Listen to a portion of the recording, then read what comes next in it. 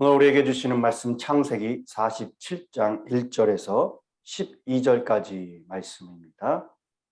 창세기 47장 1절에서 12절 저희들 한 절씩 교독하겠습니다.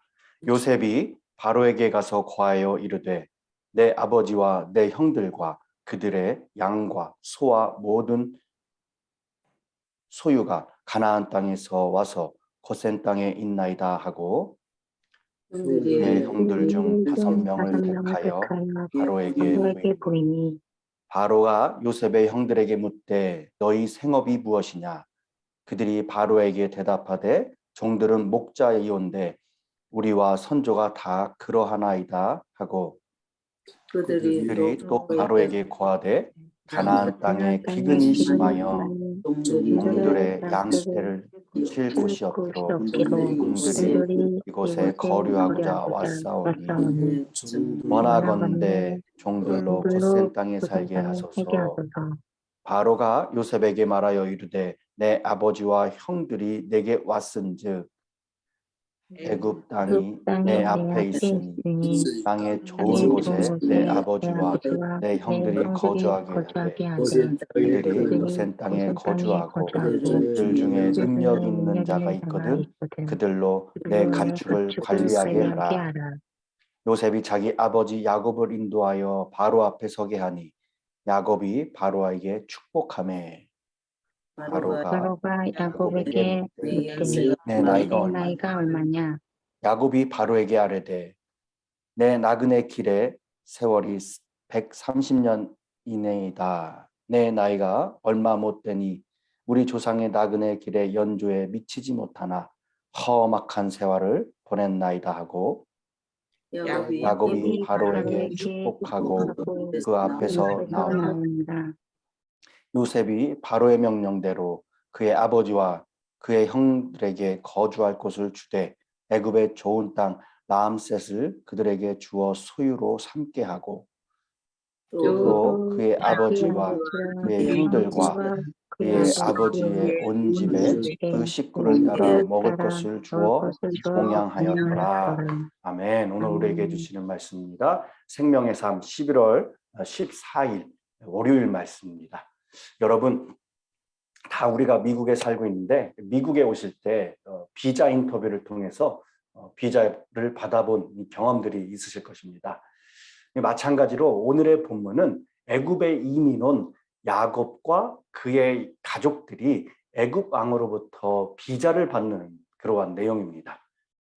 죽은 줄로만 알았던 아들을 22년 만에 만나보게 된 야곱의 기쁨, 어떨지 이 상상도 되지 않지만은 분명 그 순간 야곱과 요셉 부자의 극적인 상봉은 감격과 감동이었을 것입니다. 때문에 지난 45장 그리고 46장 말씀에 야곱은 이 기쁨에 이제 죽어도 족하다라고 그렇게 말했습니다. 요셉은 애굽의 총리이기 때문에 요셉의 가족이 애굽으로 오는 비자를 그 허가를 내줄 수 있는 권한이 있지만은 특별히 어떻습니까? 자기 가족들이었기 때문에 왕들에게 미리 보고를 하고 허락을 받았습니다. 이 참 지혜로운 모습이에요. 이제 마침내 아버지와 형제들이 도착했습니다. 그래서 아버지와 형제들을 바로 앞에 데려가 만나게 하는 것입니다. 인터뷰를 보는 거예요. 요셉은 가나안에서 올라온 가족들을 바로에게 소개합니다. 형 5을 택하여 궁으로 들어갔고 대화의 주제는 이들의 직업이었어요. 바로가 형들에게 묻죠. 너희의 직업이 무엇이냐? 너희의 직업이 무엇이냐? 요셉의 형들이 대답합니다. 종들은 양을 치는 목자입니다. 우리와 우리 조상들은 예로부터 양을 치며 살아왔습니다. 가나안 땅에 기근이 심해서 더 이상 양떼를 칠 목초지를 구할 수가 없어서 종들이 이곳에 거류하고자 왔습니다. 원하건대 종들로 고센 땅에 살게 해주십시오. 그렇게 대답을 하는 거예요. 요셉의 형들은 이곳에 거류하고자 왔다고 했어요. 거류가 무엇이냐? 그것은 남의 땅에 잠시 머물러 있는 거예요. 그들은 애굽 땅에 영원히 살고자 온 게 아니었습니다. 지금 당장은 애굽에 먹을 것이 있어 왔지만은 이곳은 그들이 영원히 거할 곳이 아닙니다. 그곳은 그들의 필요에 의해서 임시로 그냥 머물 땅이었어요. 이 요셉의 형들이 왕 앞에 거류하기 위해 왔다고 말했을 때 그들은 언젠가는 그 땅을 다시 떠나야 한다는 그런 의미가 담겨 있었어요. 이 바로 왕은 형들의 대답을 듣자 경계심이 풀리며 기쁘게 여기고 요셉 가족을 고생에 거하게 했습니다. 비자 인터뷰에 통과를 한 거예요. 그리고 이어서 그들 중에 능력이 있는 자들이 있다면 왕의 가축을 관리하도록 그렇게 명령을 받았습니다. 야곱과 그의 아들들이 이 고센 땅에 살게 된 것은 특별한 하나님의 은총이었습니다. 고센 땅은 애굽의 중심지가 아니라 변두리였습니다. 그 땅은 비록 문명이 발달했던 도시는 아니었지만 그들이 늘 해왔던 자유롭게 양을 치며 하나님을 섬기기에는 아주 최적의 장소였습니다. 이어서 요셉이 아버지 야곱을 이 바로에게 소개합니다. 바로 앞에 선 야곱은 무엇을 했습니까? 7절 말씀은 다음과 같이 말하죠. 요셉이 자기 아버지 야곱을 인도하여 바로 앞에 서게 하니 야곱이 바로에게 무엇을 했습니까? 축복했다고 했습니다. 축복. 놀랍게도 야곱은 바로를 축복했습니다. 여러분, 일반적으로 축복이라는 것은 윗사람이 아랫사람을 축복하는 거예요. 그런데 반대가 되었습니다. 힘 있는 바로가 힘 없는 야곱을 축복해야 하는데 힘 없는 무명의 노인 야곱이 강한 왕을 축복하는 겁니다. 그것도 한 번만이 아니라 두 번씩이나 바로를 축복하는 거예요. 아무것도 아닌 무명의 노인이 당대 최고의 권력자에게 이 머리를 조아리는 대신 그를 축복합니다. 어떻게 무엇으로 야곱은 바로를 축복할 수 있었느냐? 이때 야곱의 나이가 130세였다고 합니다. 과연 야곱이 나이가 많아서 바로 앞에 당당했을까? 무엇으로 축복하였을까? 야곱은 일평생 섬겨온 하나님의 이름으로 축복을 한 겁니다. 대대로 내려온 약속의 말씀, 너는 복이 될지라. 땅의 모든 족속이 너로 말미암아 복을 얻을 것이다 하신 그 말씀에 세워졌을 축복입니다.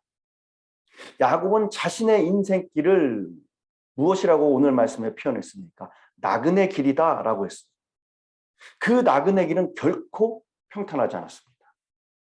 야곱이 130년을 살고 난 후에 자신의 인생을 되돌아봤을 때 지금까지 자신의 인생길은 마치 거칠고 황량한 나그네 길처럼 느껴졌어요. 그리고 험악한 세월을 보냈다고 합니다. 험악한 세월. 정말로 험악한 세월을 보냈습니다. 야곱은 목숨을 지키기 위해서 아버지의 집을 떠나야 하는 도망자 신세가 되었습니다. 사랑하는 아내를 얻기 위해서 14년 동안 머슴살이를 했습니다. 간교한 장인으로 인해서 품삯을 10번이나 속임을 당했습니다. 외동딸이 욕을 당하는 슬픔도 겪었습니다. 그리고 그 일을 복수하기 위해서 잔인하게 안갚음을 한 아들들 때문에 또다시 생명의 위험을 당하게 되었어요. 사랑했던 아내 라헬이 해산을 하다가 죽는 것도 보았습니다. 그리고 그 라헬이 낳은 요셉이 죽은 줄 알고 22년간이나 슬픈 세월을 보냈어요. 장자 르우벤이 자기의 첩 비라와 간통하는 그러한 패륜도 보았고 그동안 기근 속에서 온갖 두려움과 불안을 맛보기도 했습니다. 이 모든 일을 생각하면 참으로 고통스럽고 쓰라리고 아픈 불행의 연속이었어요. 그래서 야곱은 험악한 세월을 보냈다라고 고백한 것입니다. 여러분, 이 정도 고통이면은 세상살이가 두렵고 기가 죽어서 살아야 하는 것이 정상입니다. 그런데도 야곱은 당대 최고의 권력자 앞에 당당합니다. 당당해도 너무 당당해서 바로를 2번이나 축복을 하는 거예요. 그 험악한 세월을 통한 경험한 하나님의 전능하심, 그 안에 하나님의 신실하심, 하나님의 인자하심을 알기에 바로 왕에게 그 하나님이 베푸시는 복을 빌은 겁니다. 과연 야곱이 누굽니까? 축복의 상속자 아닙니까? 창세기 12장 3절에 하나님께서 그 조상 아브라함에게 주신 약속이 무엇입니까? 너를 축복하는 자에게는 내가 복을 내리고 너를 저주하는 자에게는 내가 저주하리니 땅의 모든 족속이 너로 말미암아 복을 얻을 것이다. 그 약속이에요. 여러분, 저와 여러분은 보통 사람이 아니에요. 하나님은 땅의 모든 족속이 너로 말미암아 복을 얻을 것이다 약속해 주셨습니다. 저와 여러분은 하나님의 언약의 백성이요 하나님의 복입니다. 저와 여러분을 통해서 하나님의 복이 세상으로 흘려보내질 거예요. 우리에게 비록 세상에 어떠한 권세나 물질이 부족하다 할지라도 이미 저와 여러분에게는 그리스도 예수 안에서 아브라함의 복이 주어진 줄 믿습니다. 그래서 우리는 세상에서 하나님을 믿음으로 당당하게 이렇게 야곱과 같이 살 수 있는 것입니다. 여러분, 남은 인생 마치 야곱이 자신의 130년간의 인생을 되돌아보았던 것처럼 여러분의 삶을, 우리의 삶을 충분히 돌아보기로 합니다. 그 가운데 분명 우리에게 복이 아니었던 순간은 없었을 거예요.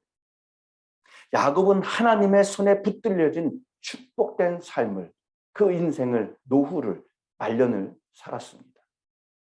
야곱은 처음보다 끝이 훨씬 더 좋았어요. 어제 말씀에도 담임 목사님께서 끝이 좋아한다고 말씀하시지 않았습니까? 이렇게 끝이, 야곱은 더 훨씬 좋은 인생을 살았습니다. 그런 야곱은 세상의 왕 앞에서 결코 하나님의 믿음을 통한 그 은혜로 결코 주눅들지 않았습니다. 하나님의 약속 때문에 오히려 당당하게 세상과 맞설 수 있었습니다. 이것이 하나님을 믿는 하나님의 백성들이에요. 이것이 하나님을 믿는 저와 여러분들입니다. 우리가 좀 부족하면 어떻고 실패했으면 어떻습니까? 오히려 부족하고 실패했으니까 여러분 하나님의 은혜가 더 필요했던 거 아니겠습니까? 여러분, 야곱처럼 당당히 여러분 주변에 있는 사람들 축복해 줄 수 있는 그런 믿음의 사람들이 되기를 간절히 소망합니다. 축복한다는 히브리어 인사한다라는 뜻도 갖고 있습니다. 이제 2021년도를 마무리하는 연말이 이제 되어가고 있습니다. 여러분 주변에 있는 많은 사람들과 많은 인사를 나누시기 바랍니다. 축복하기로 합니다. 이 성도의 축복권은 어떠한 세상적인 힘보다 더 큼이 있습니다. 능력이 있고 권세가 있어요. 다른 가진 것은 없어도 가장 소중한 축복권은 있다고 여기고 우리 가족과 우리 교우들, 우리 주변에 있는 모든 분들을 여러분들 축복하시기 바랍니다. 여러분, 혀는 망하게 하고 흥하게 하는 능력이 있습니다. 같은 입에서 좋은 축복과 또한 나쁜 저주가 함께 나올 수 있습니다. 그래서 예수님은 입에 들어가는 음식이 사람을 더럽게 하기보다는 입에서 나오는 말이 사람을 더럽게 한다고 하셨어요. 그러므로 여러분 축복의 말을 최대한 오늘 많이 그렇게 하시기 바랍니다. 믿음의 말을 통해 창조적인 능력이 나오고 그 능력이 남에게도 선한 그러한 영향력을 주면서 큰 믿음의 역사를 일으키시는 저와 여러분이 되길 간절히 소망합니다. 그리고 그 축복의 말이 결국은 야곱이 받은 말년에 그 축복과 같이 다시 그대로 돌아와 그대로 이루어지는 거예요. 오늘도 여러분의 입술로 인해서 죽어가는 결과가 아닌 살리는 일들로 많은 사람들과 또 자신도 사는 그러한 복된 하루 되시기를 간절히 축원합니다. 기도하겠습니다.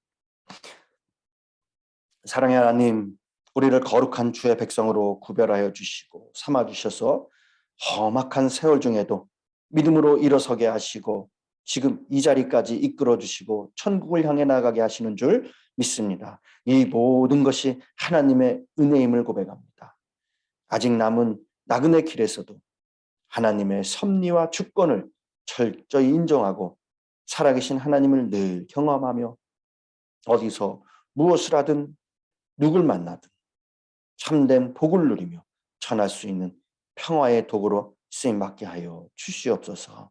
주님, 오늘 내일 김순식 집사님과 박영란 집사님의 천국 환송 예배가 있습니다. 악한 것 틈타지 않게 하시사 모든 일정 가운데 주님 주관하여 주셔서 슬픔 중에 있는 유가족들에게 한없는 하늘의 위로와 평안이 넘치게 하시고 더 하늘의 소망을 바라볼 수 있는 귀한 은혜의 시간 될 수 있도록 주님 축복하여 주시옵소서. 감사드리며 예수님의 이름으로 기도드렸습니다. 아멘. 오늘 말씀을 생각하시면서 기도해 주시고요. 또 우리 교회와 우리 성도님들 모든 또 장래 일정 가운데 주님 은혜 가운데 마치게 해 주십시오. 기도 다 같이 함께 기도의 자리로 나가겠습니다. 기도합니다.